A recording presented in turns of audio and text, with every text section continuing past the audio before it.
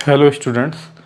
तो reaction mechanism के आज फर्स्ट लेक्चर में हम कवर करने वाले हैं nucleophilic substitution at saturated hydrocarbon. तो यह आज अभी इसका फर्स्ट लेक्चर होगा। इसके ऑलमोस्ट 3 लेक्चर आएंगे, जिसके लास्ट लेक्चर में हम एक्सरसाइज के क्वेश्चन भी करेंगे। तो उसको करने से पहले जो ये 2 से 3 थ्योरी के लेक्चर होंगे जो कि हम क्लेडन बुक को फॉलो करके कर रहे हैं, उसे आप देखना बिल्कुल भी मिस मत करिएगा। और आप इस सीरीज को अगर थॉरो फॉलो करते हैं तो आपके CSI और नेट लेवल के जितने भी रिएक्शन मैकेनिज्म का पार्ट होता है आप सारा ही अच्छे से कवर कर पाओगे। तो चलिए अब हम चलते हैं अपने बोर्ड पर और देखते हैं कि आज के लेक्चर से हमें क्या क्या इन्फॉर्मेशन मिलने वाली है।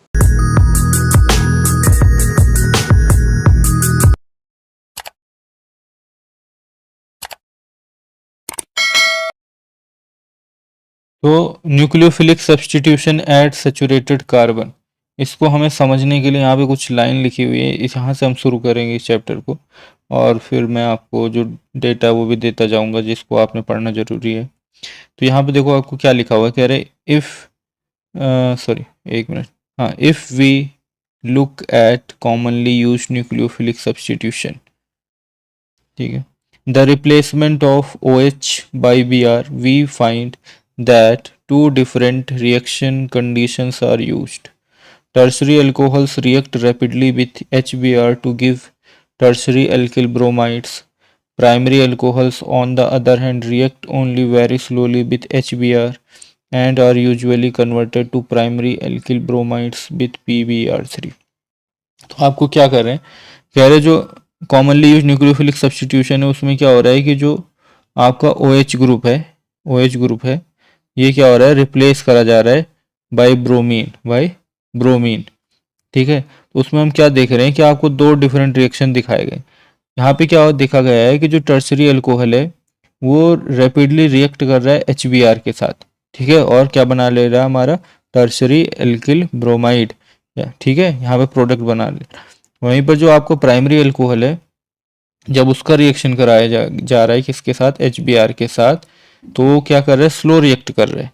और वहाँ पर हम क्या कर रहे हैं, इसलिए एक दूसरे टाइप का अपना न्यूक्लियोफाइल यूज कर रहे हैं PBr3, उससे रिएक्शन करा रहे हैं, तब वो क्या आपका फास्ट रिएक्शन देके अपना नॉर्मल ब्यूटिल ब्रोमाइड बना रहा है। ठीक है, तो अब हमें ये बात समझनी है कि ये ऐसा क्यों हो रहा होगा। इसका मतलब क्या है कि जो हमारा ये टर्सरी अल्कोहल था, टर्सरी ब्यूटेनॉल, इसने जब HBr के साथ रिएक्शन करा, और जो ये हमारा नॉर्मल ब्यूटिल अल्कोहल है इसने जब HBr के साथ रिएक्शन करा, तो ये दोनों ने सेम मैकेनिज्म को फॉलो नहीं करा, दोनों ने सेम पाथवे को फॉलो नहीं करा। तभी एक के केस में आपका रिएक्शन क्या हो रहा है, फास्ट हो रहा है, और दूसरे के केस में रिएक्शन स्लो हो रहा है। तो हमें यही समझना है कि जब हमारे सैचुरेटेड जो कार्बन होता है, सैचुरेटेड कार्बन होता है sp3 कार्बन, उस पर जब आपका कोई लिविंग ग्रुप लगा रहता है, जब उस पर कोई लिविंग ग्रुप लगा रहता है, ये R क्या हो सकता है, एल्किल ग्रुप भी हो सकता है और हाइड्रोजन भी हो सकता है।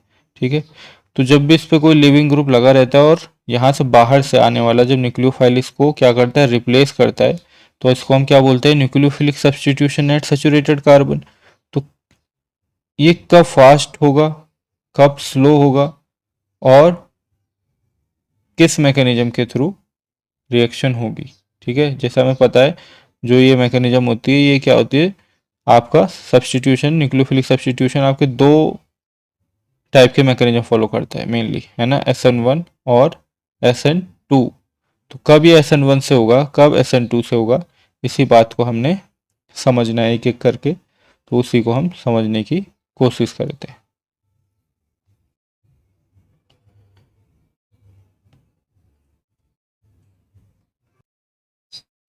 तो जैसे कि आप यहाँ पर देख पा रहे होंगे, एक minute, nucleophilic substitution at saturated carbon,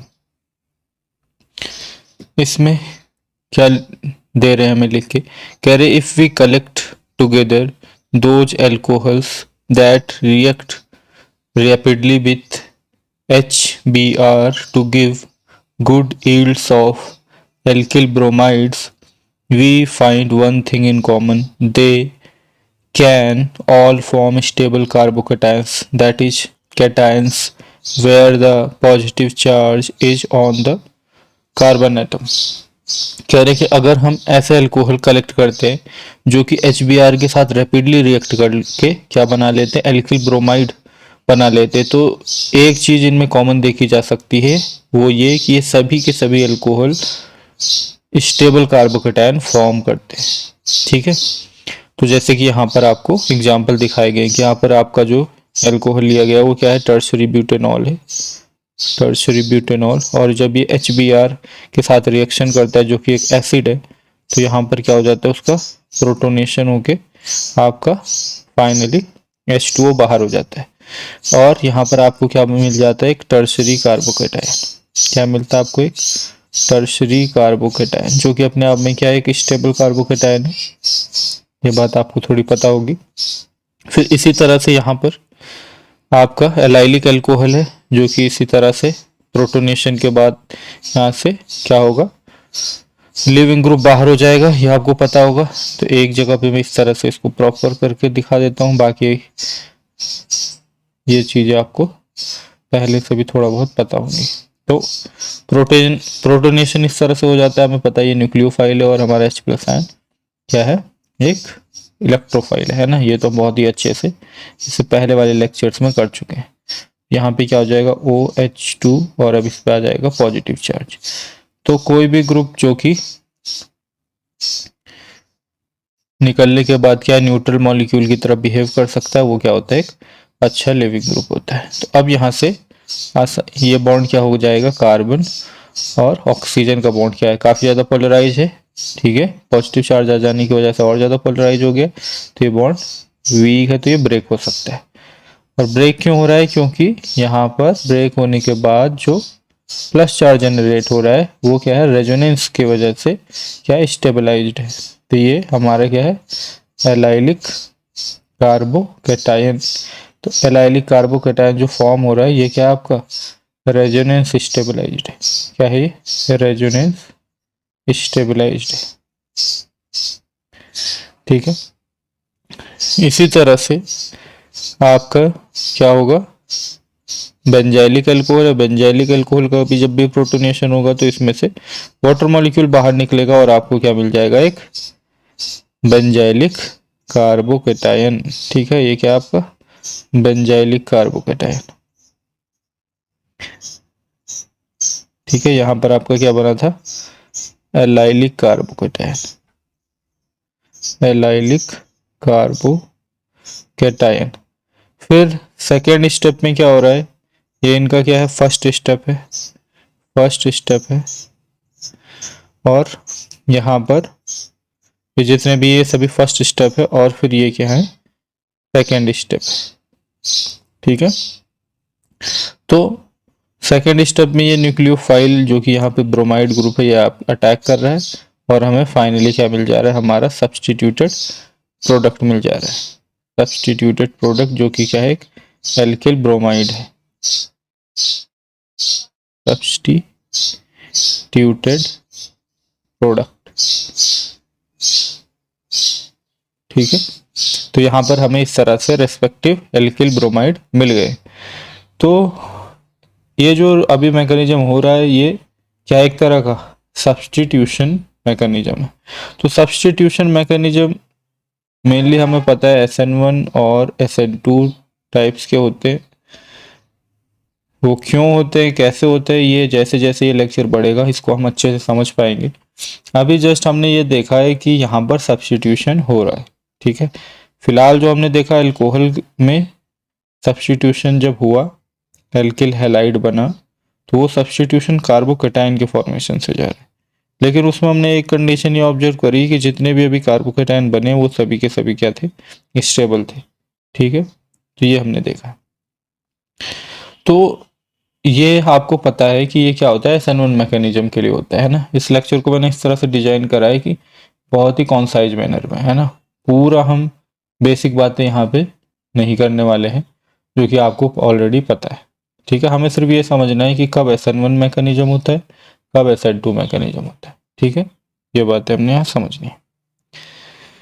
तो हम ये तो जानकारी थोड़ी बहुत रखते हैं कि जो ये कार्बोकेटायन फॉर्मेशन से जो हमारा सब्स्टिट्यूशन होता है ये क्या है, SN1 मैकेनिज्म के थ्रू जाने वाला है या जाता है। तो हम इसी को आप समझने वाले हैं।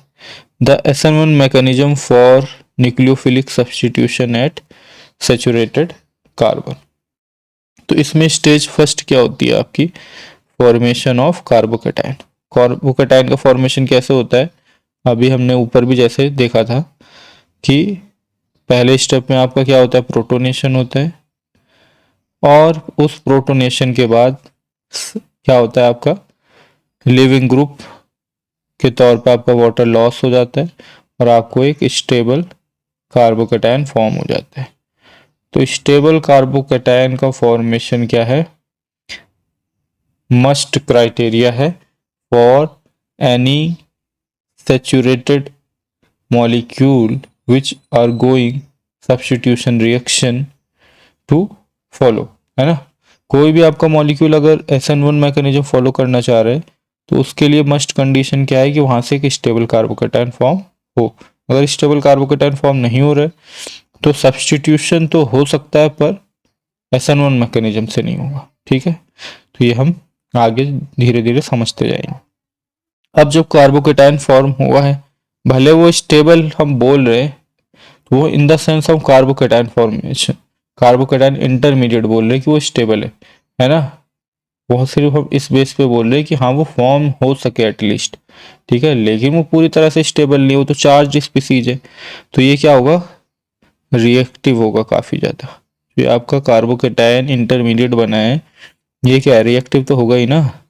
भले वो कार्बोकेटायन के में अगर आपस में कंपेयर करा जाए तब वो स्टेबल है, और एज ए मॉलिक्यूल वो क्या है, अनस्टेबल ही है। तो अब यहाँ पर क्या हो जाएगा, हमारा न्यूक्लियोफाइल फिर आसानी से अटैक करेगा। सेकेंड स्टेप में क्या लिखा हुआ है, capture of the carbocation by the nucleophile. तो न्यूक्लियोफाइल आपका कार्बोकेटायन को कैप्चर करेगा और आपको मिल जाएगा आपका सब्स्टिट्यूटेड प्रोडक्ट। क्या मिल जाएगा, सब्स्टिट्यूटेड प्रोडक्ट, ठीक है। इतनी बात आपको समझ में आ रही होगी। तो अब ये देखा गया है कि जो इसमें फॉर्मेशन ऑफ कार्बोकेटायन होता है, पहला स्टेप जो है यही इसका रेट डिटरमाइनिंग स्टेप होता है। क्या देखा गया है, ये फर्स्ट स्टेप है फॉर्मेशन ऑफ कार्बोकेटायन, यही क्या होता है, इसका रेट डिटरमाइनिंग स्टेप होता है। ऐसा क्यों होता है, क्योंकि फर्स्ट स्टेप में आप क्या कर रहे हो, एक न्यूट्रल मॉलिक्यूल को जो कि अपने आप में स्टेबल है, उसको आप एक चार्ज्ड मॉलिक्यूल में कन्वर्ट करा रहे हो बाय प्रोटोनेशन, ठीक है। और वो चार्ज्ड मॉलिक्यूल फिर स्टेबल नहीं है, इसकी वजह से वहां से क्या हो जा रहा है, लिविंग ग्रुप डिपार्ट कर रहा है और आपको ये क्या मिल रहा है, एक इंटरमीडिएट फॉर्म हो रहा है। अब इंटरमीडिएट जो फॉर्म हो रहा है वो किसी भी न्यूट्रल मॉलिक्यूल के कंपैरिजन में तो क्या होगा, अनस्टेबल ही होगा, ठीक है। तो इस वजह से जो ये स्टेज होती है बहुत ही स्लो होती है, ठीक है। इसका जो फर्स्ट स्टेप है SN1 मैकेनिज्म का वो बहुत ही स्लो है। तो ये स्लो है तो यही फिर क्या होता है, रेट डिटरमाइनिंग स्टेप। क्योंकि जो रेट है वो हमेशा किस पे डिपेंड करता है, जो किसी भी रिएक्शन का स्लोवेस्ट स्टेप होता है, ठीक है। एक बार आपका कार्बोकेटायन फॉर्म हो गया, ठीक है, जो कि बहुत ही क्या होगा, रिएक्टिव होगा, तो फिर क्या होगा, बहुत ही तेजी से रिएक्शन हो जाएगी। Capture of the carbocation by the nucleophile, जो ये सेकंड स्टेप है, ये बहुत ही ज़्यादा फास्ट होता है। आपका इस पे भी चार्ज है, ये भी चार्ज, हम पढ़ के आए हैं कि जो चार्ज्ड बेस्ड रिएक्शन होते हैं वो किससे जाते हैं, वो जाता है आपकी इलेक्ट्रोस्टैटिक फोर्स रिएक्शन होते हैं और बहुत ही फास्ट होते हैं। वो क्या होते हैं, इलेक्ट्रोस्टैटिक फोर्स बेस्ड रिएक्शन होते हैं। इलेक्ट्रोस्टैटिक फोर्स यहाँ पर ऑपरेट करेगी, इसका मतलब ये रिएक्शन क्या है, आपके काइनेटिकली कंट्रोल्ड रिएक्शन है। कैसे रिएक्शन है ये, काइनेटिकली कंट्रोल्ड रिएक्शन है। जो आपका स्टेप है सेकंड स्टेप, ये क्या है, काइनेटिकली कंट्रोल्ड है। तो अब यहाँ पर बहुत ही तेजी से आपका न्यूक्लियोफाइल अटैक करेगा और हमें सेकंड स्टेप में प्रोडक्ट हमारा फॉर्म हो जाएगा। ये आपका क्या है, प्रोडक्ट। अब ये प्रोडक्ट जो सेकंड स्टेप में फॉर्म हो रहा है, ये सेकंड स्टेज क्या बहुत ही फास्ट है, तो इसका रेट डिटर्मिनेशन में कोई भी रोल नहीं है। ठीक है, तो अभी हमने क्या देख लिया कि अपने सब्स्टिट्यूशन में ये देखा हमने कि जो अल्कोहल होते हैं हमारे, अल्कोहल वो क्या है, सब्स्टिट्यूशन रिएक्शन शो करते हैं, सब्स्टिट्यूशन रिएक्शन शो करते बाय प्रोटोनेशन, बाय प्रोटोनेशन, है ना। पहले हम उनका प्रोटोनेशन करते हैं, फिर प्रोटोनेशन के बाद वहां से क्या जनरेट हो जाता है, वाटर रिमूव होके आपको एक कार्बोकेटाइन फॉर्म हो जाता है। ठीक है, अगर वो कार्बोकेटाइन आपका क्या हुआ, स्टेबल कार्बोकेटाइन हुआ, स्टेबल कार्बोकेटाइन हुआ, तो इसके फॉर्मेशन के चांस होंगे और ये क्या होगा, फिर न्यूक्लियोफाइल से अटैक होके आपको क्या दे देगा, आपका सब्स्टिट्यूटेड प्रोडक्ट दे देगा। क्या दे देगा, सब्स्टिट्यूटेड प्रोडक्ट।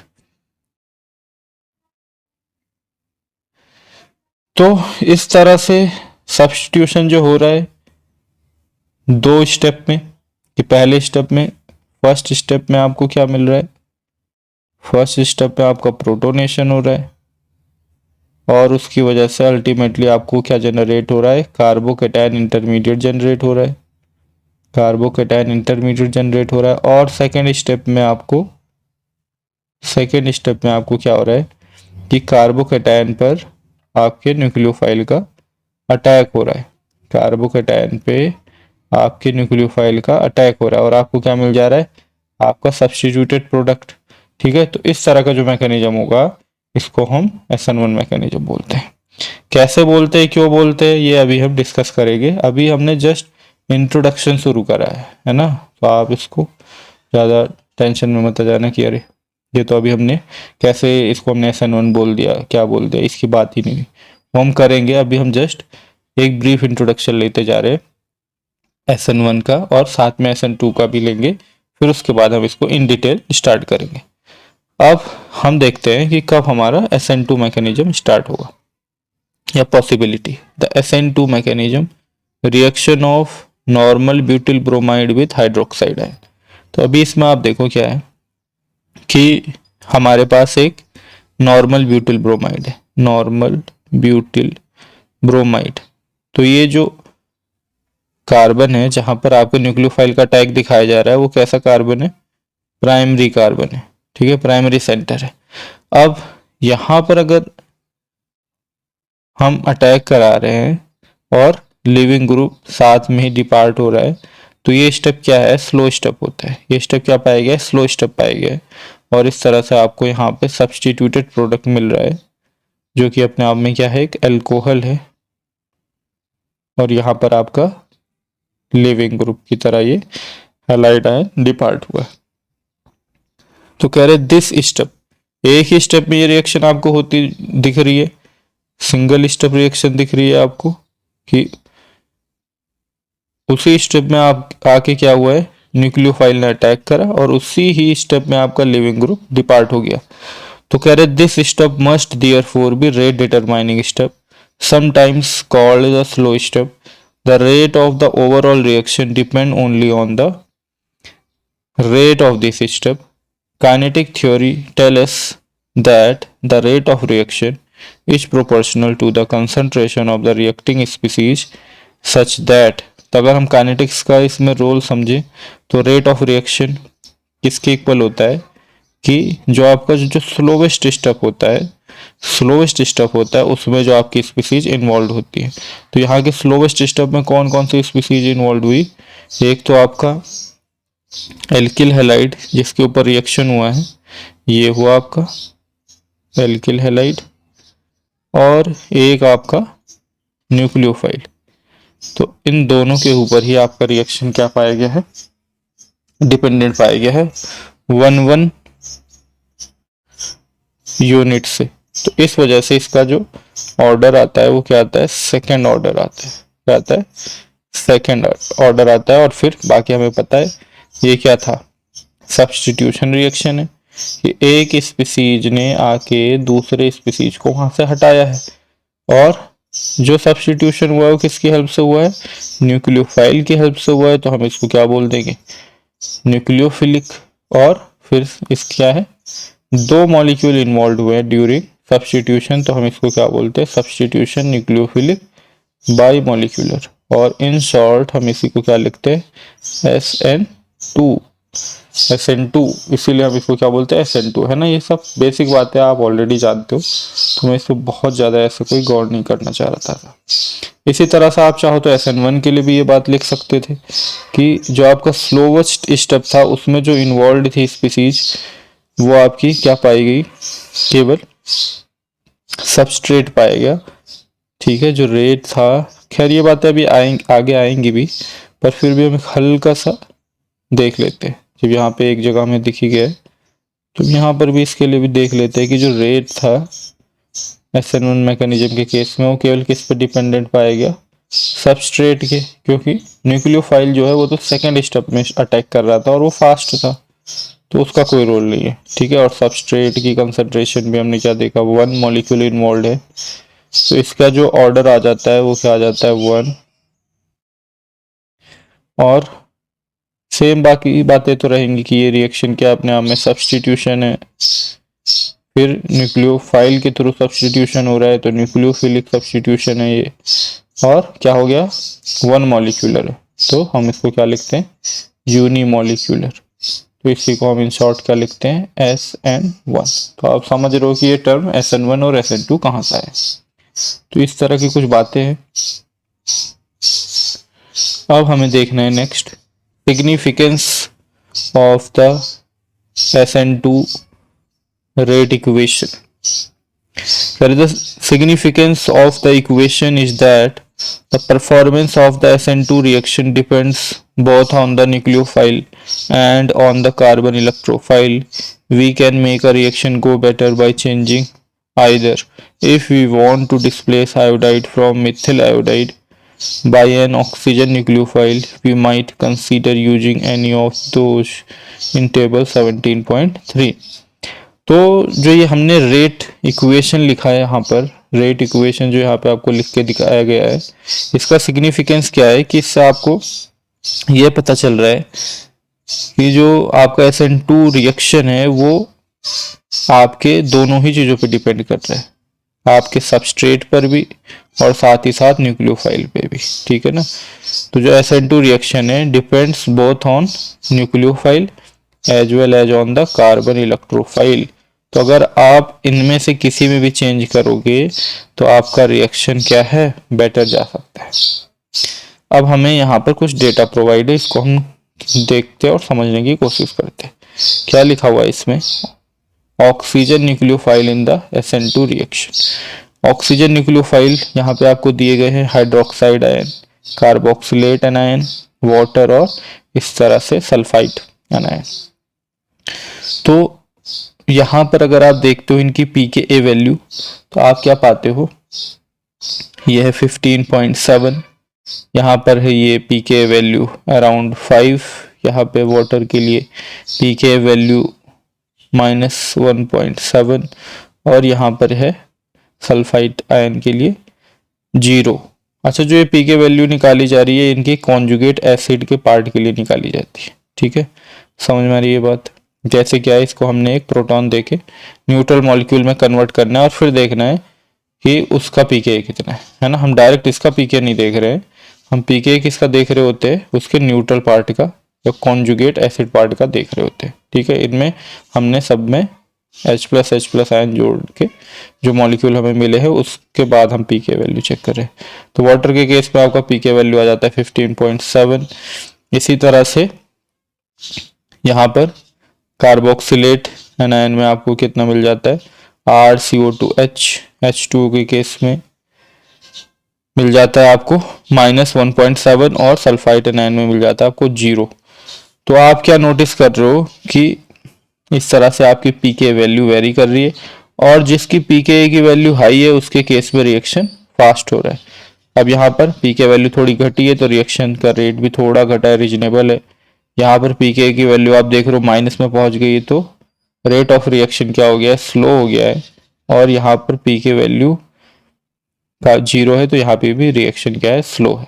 तो इससे हमें क्या पता चल रहा है कि जो pKa है, pKa वो क्या होता है आपके, डायरेक्टली प्रोपोर्शनल होता है न्यूक्लियोफिलिक पावर के, ठीक है, या न्यूक्लियोफिलिक कैरेक्टर, जो भी लिखना चाहो, न्यूक्लियोफिलिक पावर,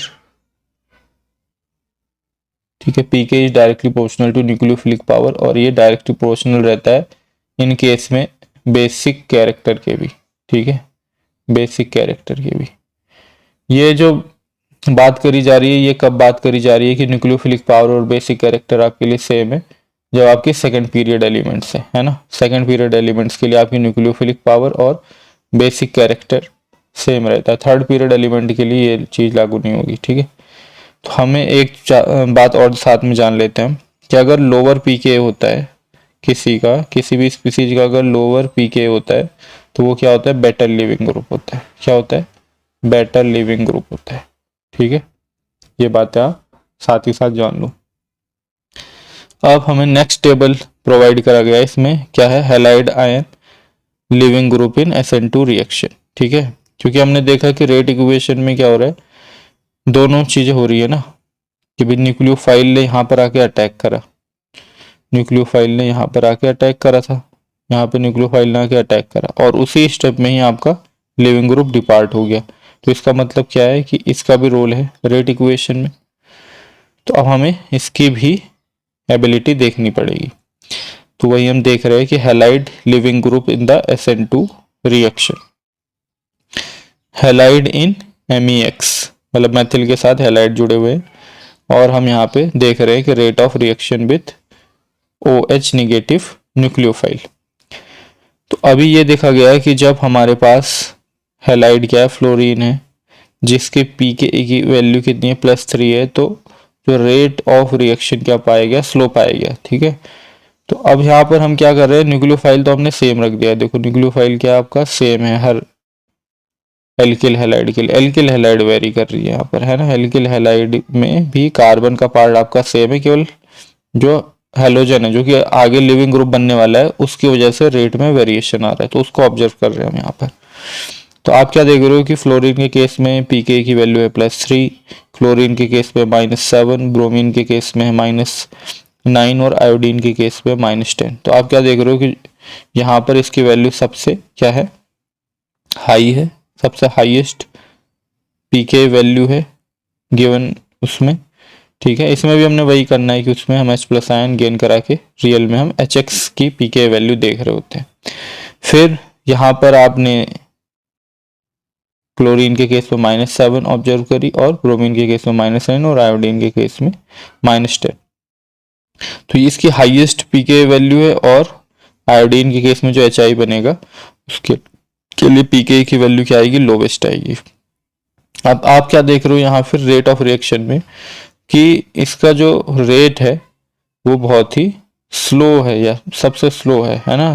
तो लिविंग ग्रुप डिपार्चर एबिलिटी है वो सबसे स्लो है। फिर यहाँ पे क्लोरीन के केस में ये मॉडरेट है, ब्रोमीन के केस में लिविंग ग्रुप एबिलिटी फास्ट हो जाएगी, और आयोडीन के केस में सबसे ही फास्ट होगी। तो इसलिए हमने वहाँ पे बोला था कि जो pKa है, pKa वो क्या होता है, एक तरह से इनवर्सली प्रोपोर्शनल आप बोल सकते हो होता है लिविंग ग्रुप एबिलिटी के। कि अगर किसी का pK वैल्यू हाई है तो उसका लिविंग ग्रुप एबिलिटी क्या होने वाला है, कम होने वाला है। वहीं पर अगर किसी का pK वैल्यू लो है तो उसका लिविंग ग्रुप एबिलिटी क्या होगा, हाई होगा।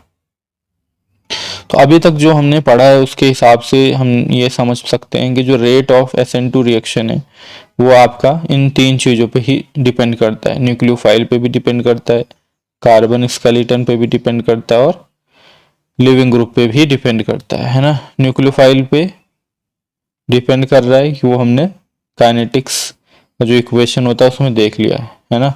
अब इसका मतलब जो हमारे न्यूक्लियोफाइल है वो हमें कैसे लेने चाहिए, यहाँ पर स्ट्रॉन्ग न्यूक्लियोफाइल लेने चाहिए। कैसे लेने चाहिए, स्ट्रॉन्ग न्यूक्लियोफाइल लेनी चाहिए। जो कार्बन स्केलेटन है उसका भी रोल है, कैसे है क्या है ये सब अभी हमने डिटेल में पढ़ना है। ये अभी भी हम इंट्रोडक्टरी पार्ट ही कर रहे हैं, ठीक है। तो आपने ज़्यादा टेंशन नहीं लेनी है। कार्बन स्केलेटन का भी रोल है।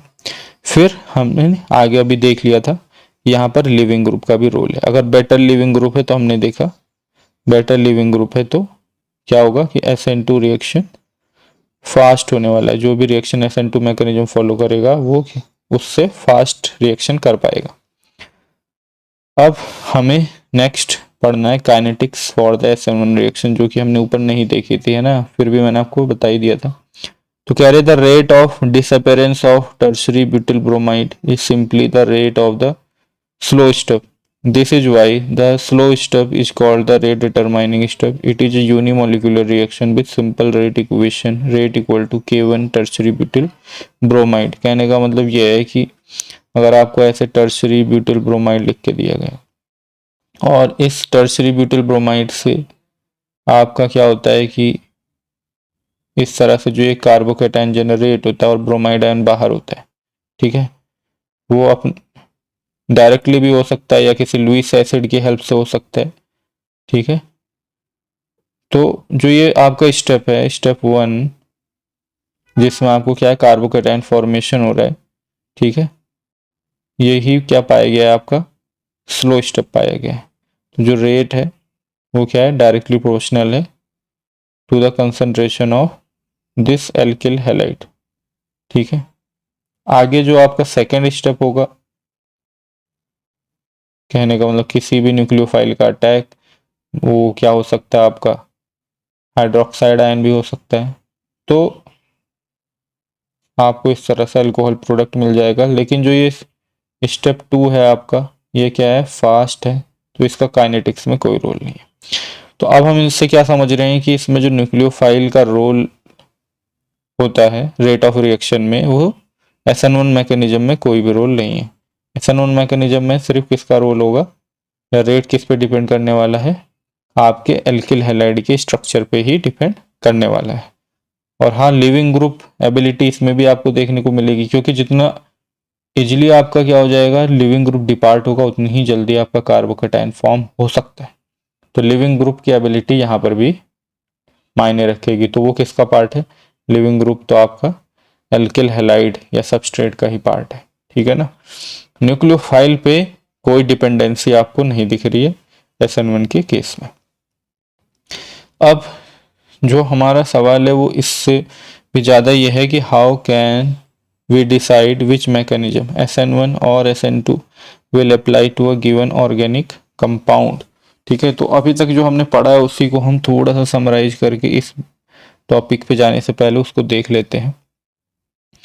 हमें पता है कि जो हमारे सब्स्टिट्यूशन होता है सैचुरेटेड कार्बन पे, वो 2 मैकेनिज्म फॉलो करता है। सैचुरेटेड कार्बन सब्स्टिट्यूशन जो हमारा होता है, सैचुरेटेड कार्बन सब्स्टिट्यूशन, है ना, तो वो 2 टाइप से होता है न्यूक्लियोफिलिक। उसमें कैसे, इधर SN1 मैकेनिज्म और SN2 मैकेनिज्म। अब हमें SN1 मैकेनिज्म के थ्रू जो रिएक्शन होता है वो हमें पता है किसके थ्रू होता है, कार्बोकेटायन फॉर्मेशन के थ्रू होता है, कार्बोकेटायन फॉर्मेशन के थ्रू जाता है रिएक्शन। और जो SN2 मैकेनिज्म है उसमें कोई भी इंटरमीडिएट फॉर्म नहीं होता है, सिंपली वो क्या है, ट्रांजिशन स्टेट के थ्रू रिएक्शन प्रोसीड करता है।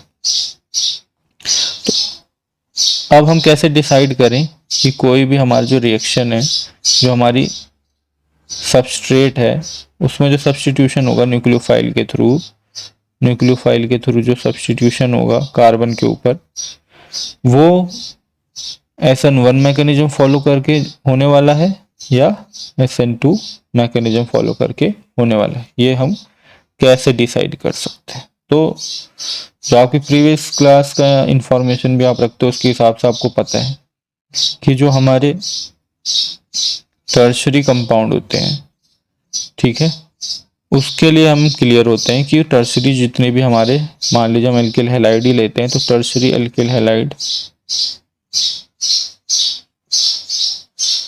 इसमें हमें क्लियर कट होता है कि क्या होने वाला है, मैकेनिज्म SN1 मैकेनिज्म फॉलो होने वाला है, ठीक है, इसके लिए हम क्लियर होते हैं।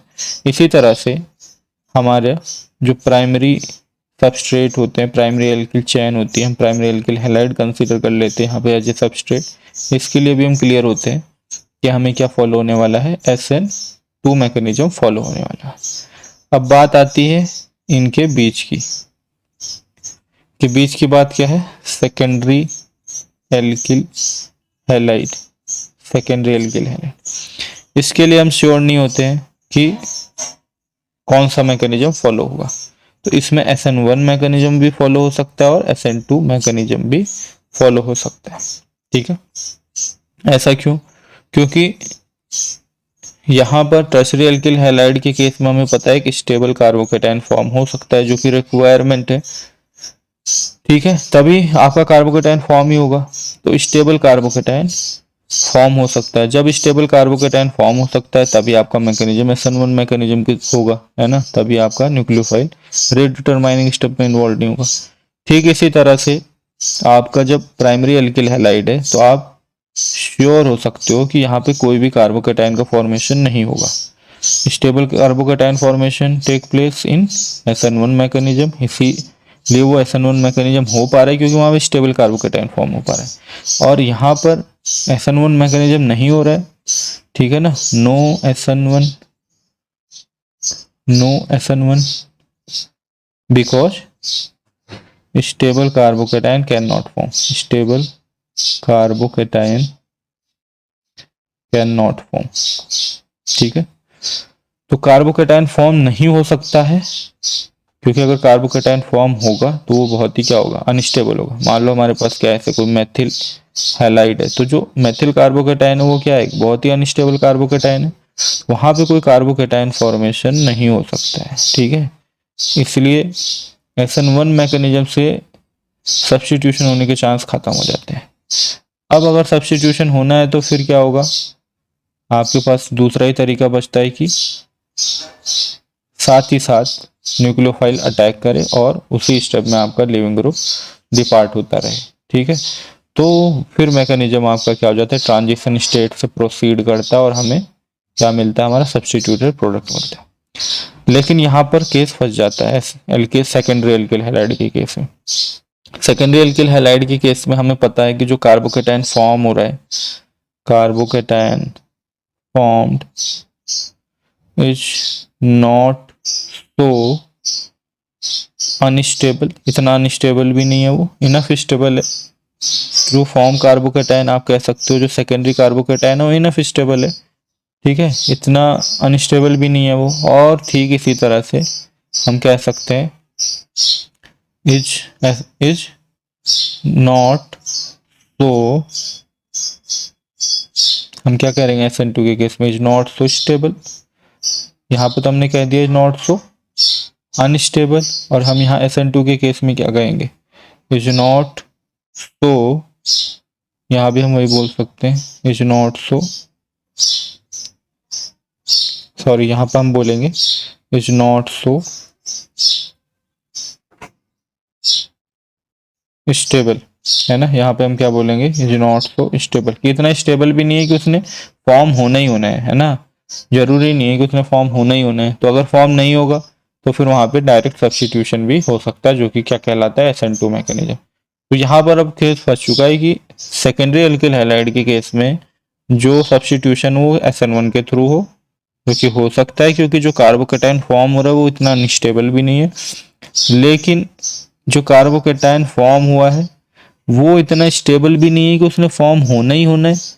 तो अगर फॉर्म होना ही होना है, उसका कंपलसरी नहीं है, तो डायरेक्ट सब्स्टिट्यूशन भी हो सकता है। डायरेक्ट सब्स्टिट्यूशन का मतलब क्या है, SN2 मैकेनिज्म। तो अब हमने इसी बात को समझना, यहाँ पर हम टेबल के थ्रू इसको समरी में समझने की कोशिश कर रहे हैं।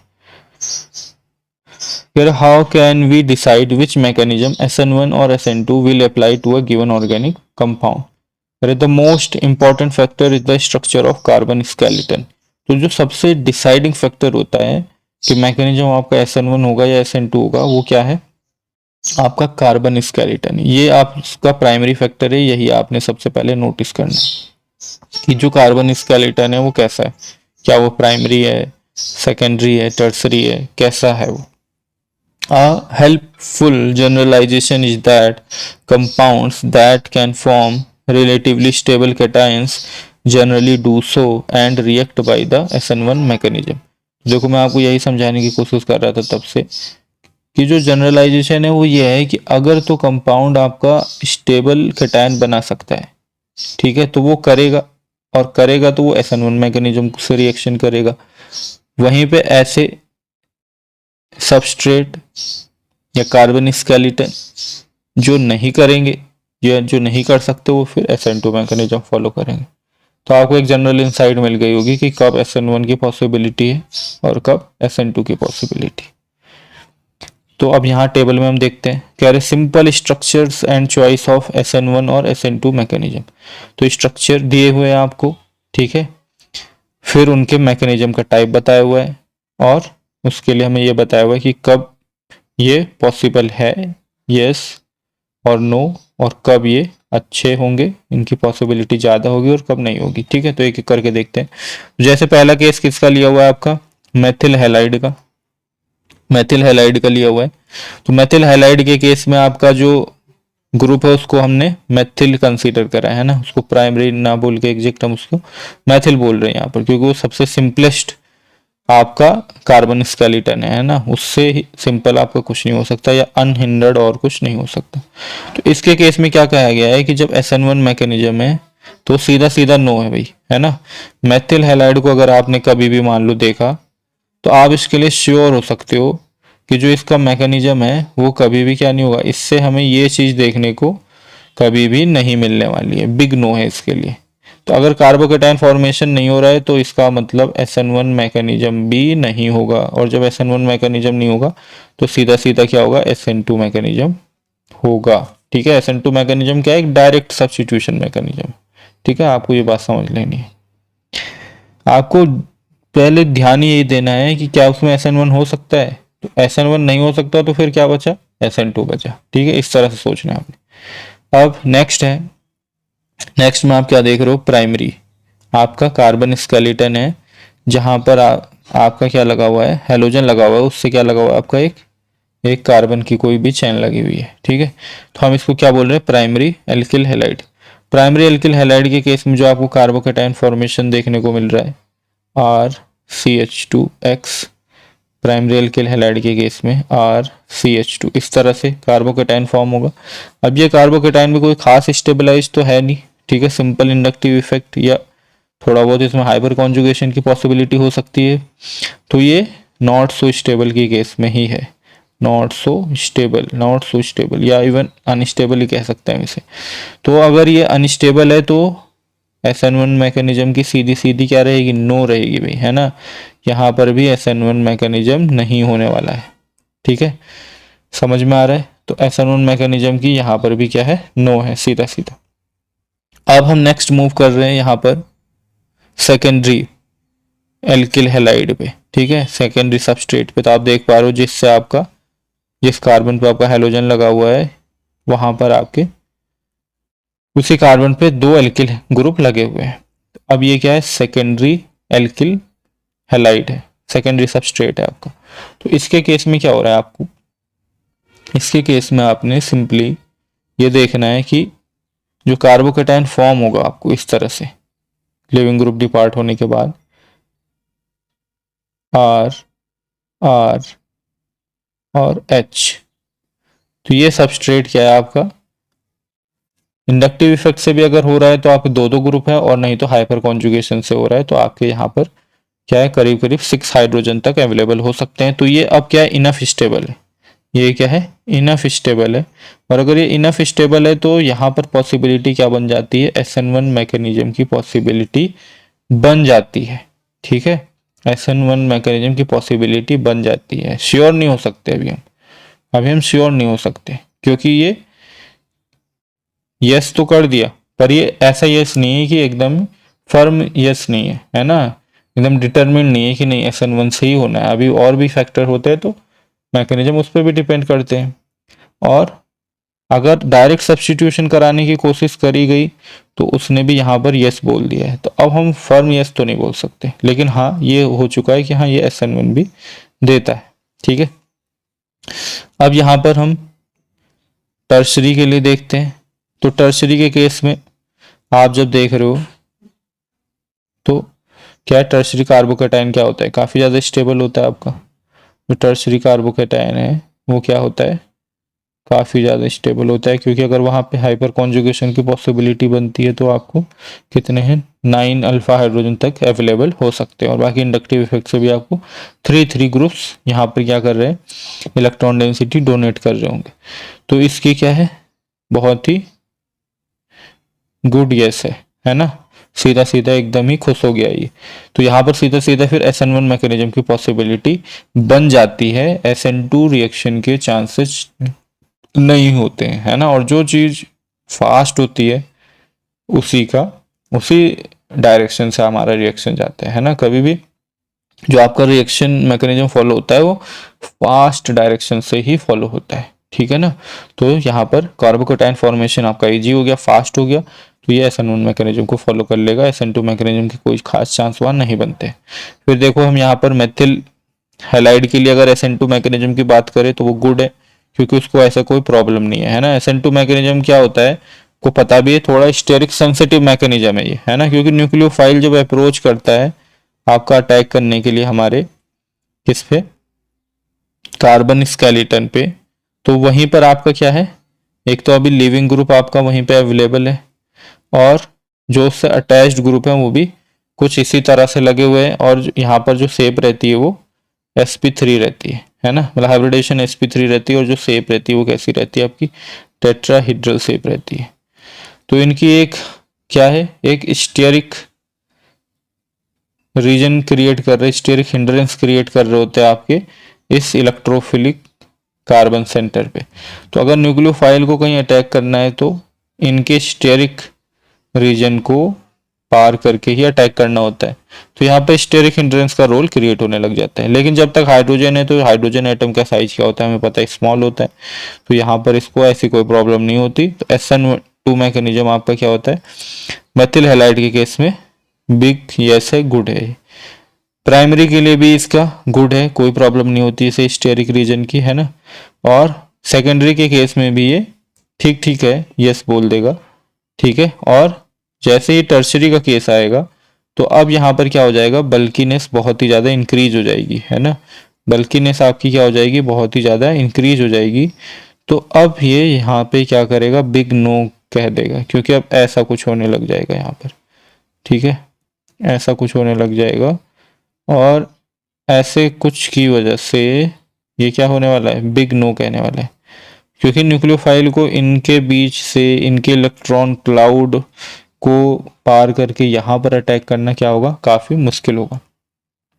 तो अब हमें इसका मतलब क्या है, जो हमारे लिए जो कंसर्निंग केस है वो केवल सेकेंडरी है, क्योंकि टर्शरी के लिए हम श्योर हो जाएंगे कि इसमें SN1 होने वाला है, ठीक है, और SN2 तो नहीं होने वाला है। इसी तरह से हम इधर मेथिल और प्राइमरी के लिए श्योर हो जाएंगे कि यहाँ पर SN1 नहीं होने वाला है और SN2 होने वाला है। तो फंसता किसका केस है, केवल SN2 का केस, जहाँ पर दोनों ने यस बोल दिया है ना, दोनों ने यस बोल दिया है कि हाँ यहाँ पे रिएक्शन हो सकता है। तो अब हमें समझना पड़ेगा कि कब SN1 होगा और कब SN2 होगा, अब हमें ये सर्च करना पड़ेगा, है ना। तो उसी को हमने देखना है। We now have in table 17.9 a complete list of the sorts of structure that normally reacts by the SN1 mechanism rather than by the SN2 mechanism। तो आपको एक टेबल और प्रोवाइड करी गई है जिससे हम समझ सकें कि कब आपका SN1 मैकेनिज्म होगा बजाय SN2 मैकेनिज्म के, है ना। तो कब होगा, जब भी आपको क्या होंगे, स्टेबल कार्बोकेटाइन मिल जाए, क्या मिल जाए, स्टेबल कार्बोकेटाइन। तो फिर आपने किसके लिए सोचना है, सीधा सीधा SN1 के लिए सोचना है। देखो जब भी आप कभी भी सब्स्टिट्यूशन मैकेनिज्म चेक कर रहे हो कि कौन सा होगा SN1 या SN2, तो आपने पहले SN1 के लिए ही देखना है। और SN1 को हम कैसे देखते हैं, बाई कंसिडरिंग कार्बोकेटाइन स्टेबिलिटी, है ना। अगर स्टेबल कार्बोकेटाइन फॉर्म हो रहा है तो वहां पर फिर आपके SN1 मैकेनिज्म होने के चांसेस हैं, ठीक है, और SN2 के चांस आपके करीब करीब खत्म हो जाते हैं। तो अब हम इसमें देख लेते हैं stable carbocation as intermediate in SN1 reaction. तो अगर आपका सिंपल एल्किल ग्रुप को ही कंसीडर कर रहे हैं हम, तो यहाँ पर ये देखा गया है जो आपके टर्शरी एल्किल ग्रुप होते हैं जैसे यहाँ पर हमने टर्शरी ब्यूटिल कैटायन लिया हुआ है, तो ये क्या होते हैं, काफ़ी ज़्यादा स्टेबल होते हैं। तो ये आपका क्या होता है, SN1 मैकेनिज्म दिखाते हैं, है ना। ये टर्शरी भी आपका क्या दिखाता है, टर्शरी एल्किल हैलाइड इस तरह से जो हाइपर कॉन्जुगेशन से स्टेबलाइज्ड है, ये क्या करते हैं, आपके SN1 मैकेनिज्म दिखाते हैं। सेकेंडरी भी दिखा देता है आपका, नॉट सो गुड है, पर ये भी शो कर सकता है, तो उसको भी आपने SN1 के लिए कंसीडर करना है।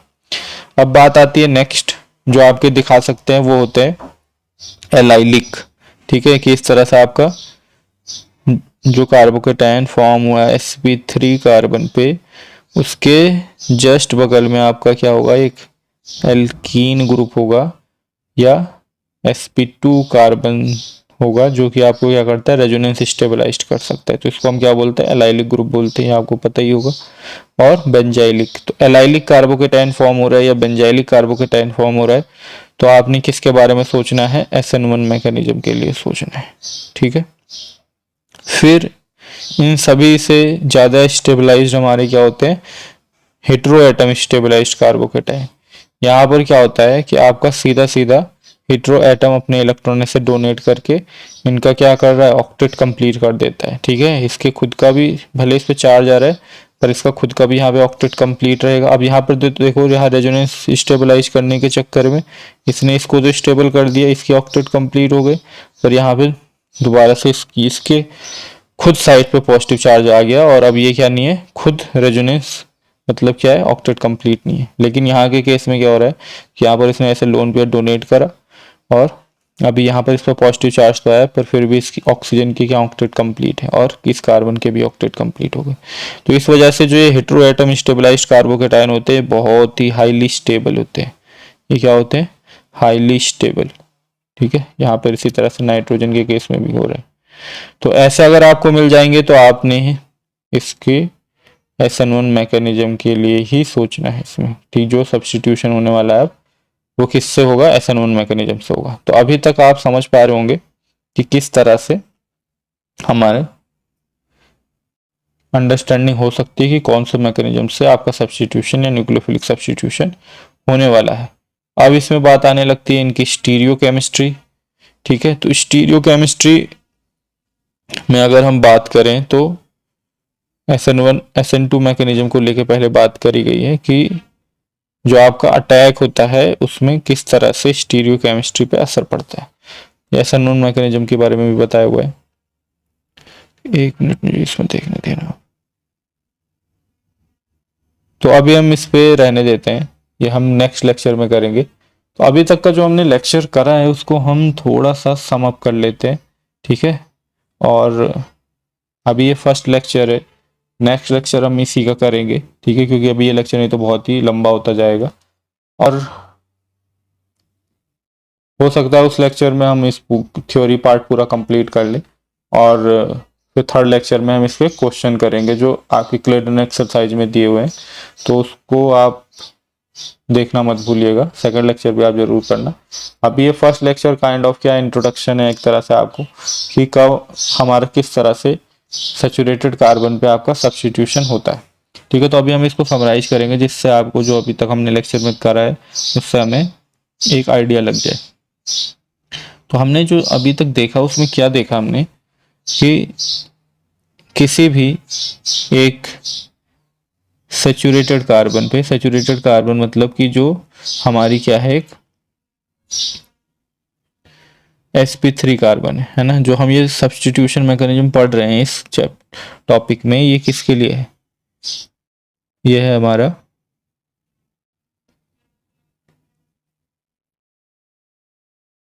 sp3 कार्बन के लिए, ठीक है। sp3 कार्बन के लिए ये हमारा, इतना तो आपको पता ही होगा।